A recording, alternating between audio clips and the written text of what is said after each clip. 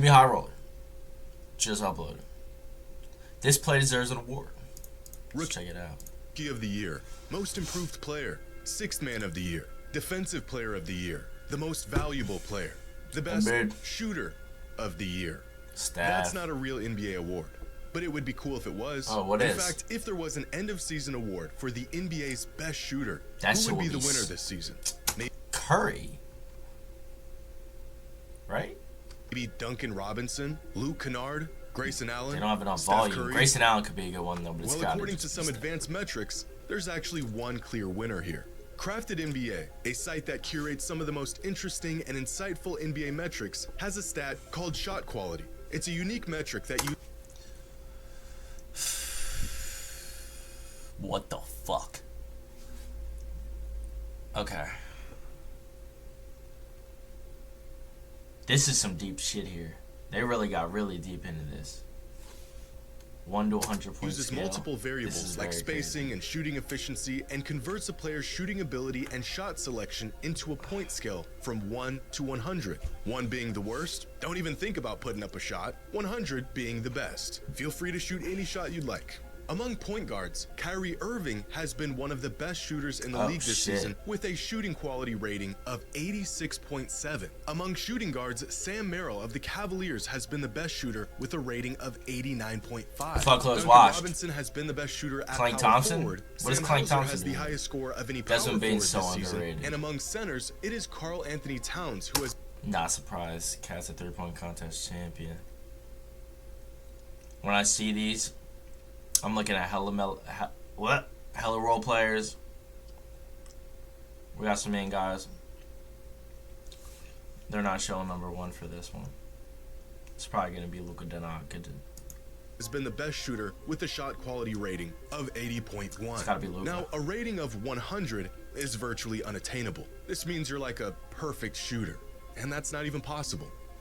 Unless your name is Steph Curry. Damn! According to the shot quality metric, has been the best shooter in the NBA this season with a shot quality rating of 100 out of 100. If they have clutch player of the year, they gotta have best shooter victory, of the year. The 2024 NBA Sharpshooter of the Year.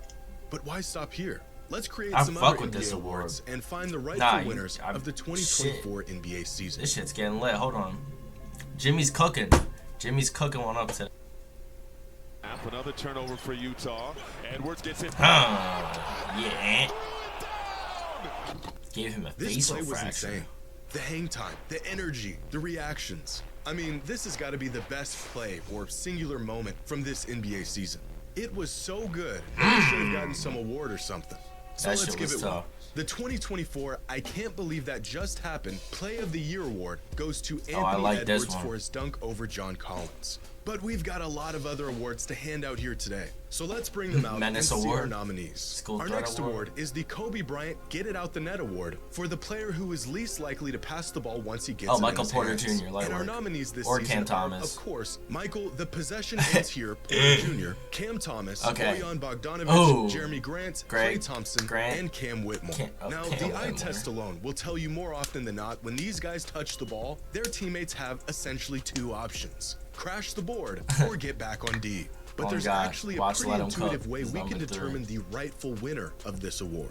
How often did a player touch the ball versus how often did they pass the ball? Are you receiving passes and swinging the rock, or are you pulling up whenever the ball touches your hands? And as you can see, all of our nominees touch the ball way more than they pass it.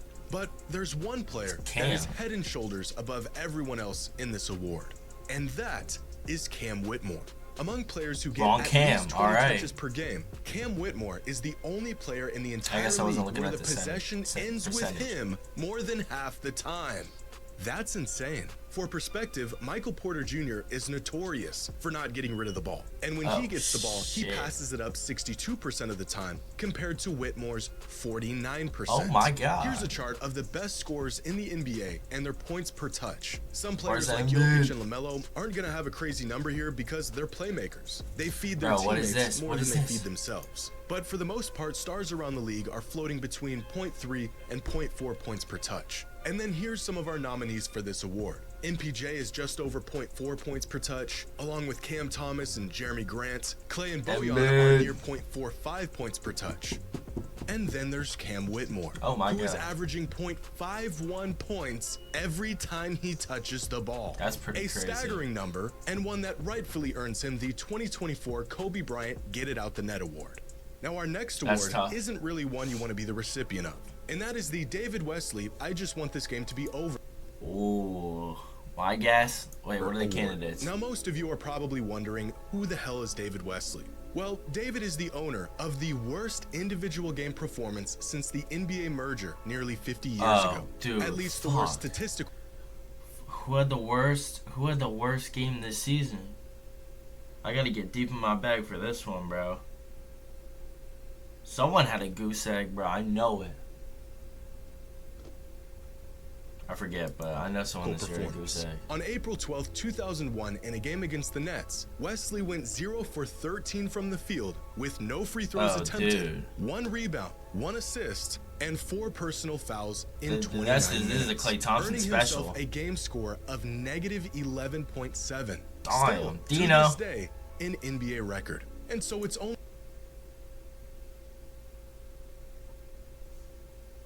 This is just like such a random. And we named the award for the worst individual game of the season after him. And for this award, there's one clear-cut winner. On December 8th of this season, in a game... Bro, I literally had him in fantasy. Bro, how did I forget? Bro. I literally had him in fantasy basketball this day, dog. Nah. I'm pretty sure Can I not? Oh, bro, what was this? December 8th, they said? 12/8? Hold on. Where's December? December 8th. Bro, December 8th. Y'all see that? Negative. Hold on. Let's see if... Negative 17, dog. I had a negative 17 fantasy points, dog. Oh my god. Yeah, this is the worst. How did I forget about that, dude? I literally had him in fantasy that day. Dude, I was so tight, dog. I lost my matchup that week, bro. Yo, this shit was crazy. Robinson went 0 for 7 from the field, 0 for 6 from 3. Bro, it was so bad. Bro, I wanted to cry. 6 turnovers? How? Like, you're 6 turnovers. Why are you passing the ball? Bro, that was a dark day. That was such a... I was watching that whole game, everything. I wanted to cry. With a game score of negative 11.2. By far, the worst individual game of the season. And statistically, the second worst performance since the NBA merger. That's which insane. Earns him a runaway I literally had him in David fantasy, Wesley, dog. I Just Want This Game to Be Over award for the worst game what of the odds, 2023-2024 NBA season. The next award we will be handing out is the 10th Man of the Year award. Now, as the name suggests, it's similar to the 10th Man of the 6th Year. Man of the Year award, but instead of going to the best player off the bench, this award is for the best and most productive player in the league who is way down the rotation and specifically plays less than 20. Give me Ricky Counselor or something. Give me minutes a game. Like Cole Anthony or something. One of the magic point guards. Any given team's rotation. And sure, there's 9 players on their team who will see more minutes than them on a game-to-game basis, but a great team always needs a great 10th man. And for this award, our nominees are Mo Wagner, Kevin Love, that's a good one. TJ I knew McConnell, was Jonathan Isaac, Jalen Smith, and Luke Cornett. Alright. Who I think it's going to be? It looks like it's shaping up to be him. But the game score he might go by, which is going to be... The fact that there's 2 Pacers says something, you know what I'm saying? They just got the dogs. And to Orlando. This is kind of crazy. Who's he going to go with? How is there 2 10th mans on the same teams? Whatever. He's definitely going with TJ McConnell. Notable stats throughout this season, like minutes per game, estimated plus-minus, win shares, and their average game score. All 6 of these guys are playing way above the rotational spot and could very well be the first man off the bench on some teams, even a starter on some teams. But maybe their value comes from them knowing their role as the 10th man and playing it so well. And although all of these guys are deserving, the 10th Man of the Year award goes to TJ McConnell. Now, TJ has had an interesting year. If you were to look at his numbers over the last few months, you wouldn't even think he was eligible for this award. No, he was hooping. I saw him in fantasy. He was doing everything over the last couple months. But at the beginning of the season, McConnell was out of the Pacers' rotation altogether on many nights, logging 8 DNPs in their first 30 games and playing brief 5 to 10 minute stretches in others. It was killing his averages, career averages. It was killing that shit, dog. So you go from like 8 PBG average to like 4, dog. Providing much-needed relief for an injured Tyrese Halliburton. McConnell played himself back into the rotation and back into a valuable position for the team. That's because Tyrese is still playing hurt, too. In fact, he has been playing so well since the All-Star break. He's one of them vets that you forget about and then come back and then just keep dogging, and then you're like, damn, like Nick Batum, bro. Averaging 14 and 5 a game on 61% true shooting in under 20 minutes a night, that he has played himself from hardly even in the rotation to one of the best backup point guards in the entire league. And for this, TJ McConnell is our 2024 10th Man of the Year. I like that. Now, our next award is a fun one, and one that the NBA should add in the future. And that is the Allen Iverson Ankle Breaker of the Year. Dude, this has got to be Paul George.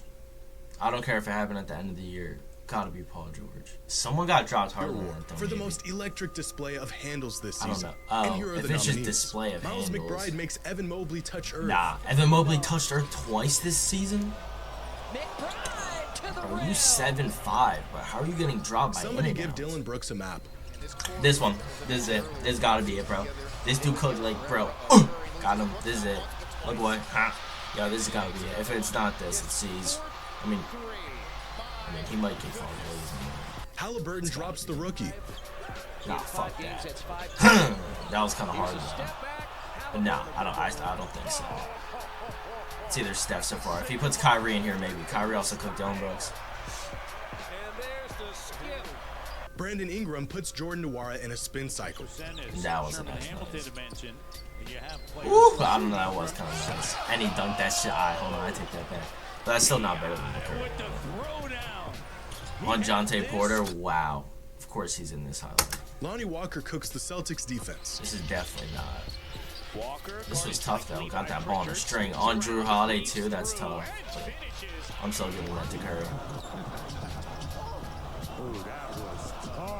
Now all of these plays were disgusting. It's hard to choose just one. But the 2024 Allen Iverson Ankle Breaker of the Year award goes to Steph Curry for leaving Dillon Brooks lost not once, not twice, but three times in the same play. This game happened in the first week of the season and really kick-started the year in a big way. Brooks was on his villain campaign all summer, and in their third game back, Steph does this to him. One fan commented on this ankle breaker saying, Steph could have shot that off the dribble comfortably, but the pump fake was solely for the purpose of humiliating Brooks. And I'd like to think there's some truth to this. So for that, Steph is the winner for the Ankle Breaker of the Year award. The next award we're handing out today is the Prime James Harden One-Way Player Award for the best offensive player in the league this season. The NBA has a Defensive Player of the Year award. They have the Most Valuable Player of the Year award, but they don't have an Offensive Player of the Year award. So let's give one out.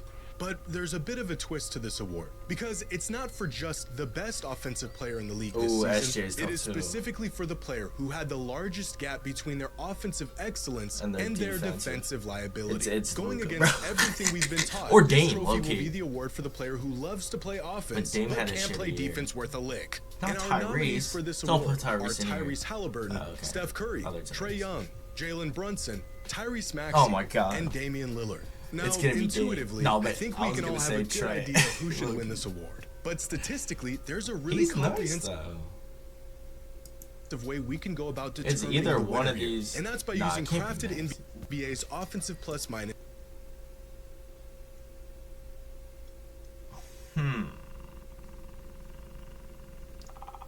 And defensive plus minus metrics. These two metrics factor in a ton of different variables, like shot quality, turnover rate, offensive load, and creation on offense, and also things like forced turnovers, deflections, fouls committed, and defensive versatility on defense. They then take these numbers, rate every player based on these categories amongst every other player in the league to find their overall league percentile. This season, here's a player who has a crafted offensive plus minus in the 97th percentile, so he's really good on offense. And he has a crafted defense plus minus in the 25th percentile, so he's considerably bad on defense. Any guesses on who this player is? Could it be It's Luka? Damian Lillard.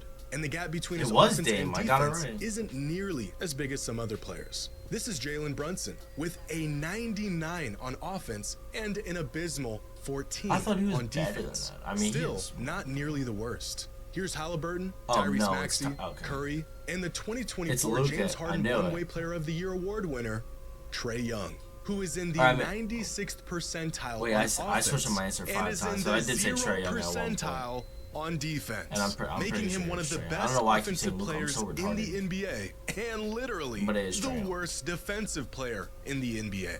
A gap this big is truly remarkable. For perspective, Luka Doncic isn't much of a defender even on his best day, and his offensive to defensive gap is just 42%. Trae Young is an anomaly, and for this, he shall be rewarded. Now we have one more award to give out here today, and this is a real special one. We all love a player who can change a game, ignite his team, do all the dirty work, and not have to score the ball to make a difference throughout a game. These kind of players are a different breed and rarely get the credit they deserve, let alone an award. So let's give them one. For our last award, we have the Dennis Rodman I Don't Need the Ball to Make a Difference award for the player who leaves their mark on every game without really needing to score all that often. This award is pretty much the opposite of the Kobe Bryant Get It Out the Net award. Where those guys find their value in getting straight buckets, these players find their value in everything else. And our nominees are Jonathan Isaac, Yusuf Nurkic, Isaiah Hartenstein, Draymond Green, Alex Caruso, and Herb Jones. And here are some... Now, I would say Draymond Green, but he's got suspended a lot, and they're the 10th seed. So if I'm going by seeding, I gotta go by Isaiah Hartenstein. Herb Jones is nice as fuck. Like, so nice, too, though. So we'll numbers that will help us determine the winner of this award. Usage percentage, their estimated plus-minus, their crafted defense plus-minus, and their estimated wins. And according to these metrics and its impact on the court, our winner of the Dennis Rodman I Don't Need the Ball to Make a Difference award is Isaiah Hartenstein.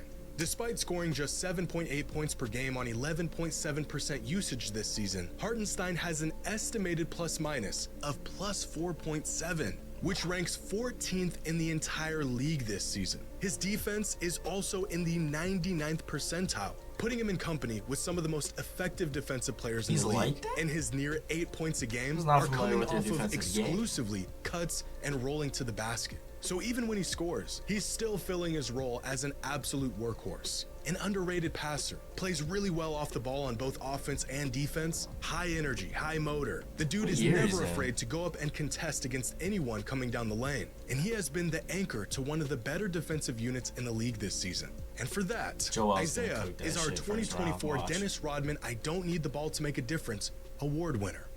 And there you have it, 8 new NBA awards I just made up, and the 8 well-deserved winners. Let me know what you think. If you could add an award to the end of the season, what would it be? And who do you think would be the recipient? Let me know your thoughts in the comments below. And as always, until next time. Great video, Jxmmy High Roller.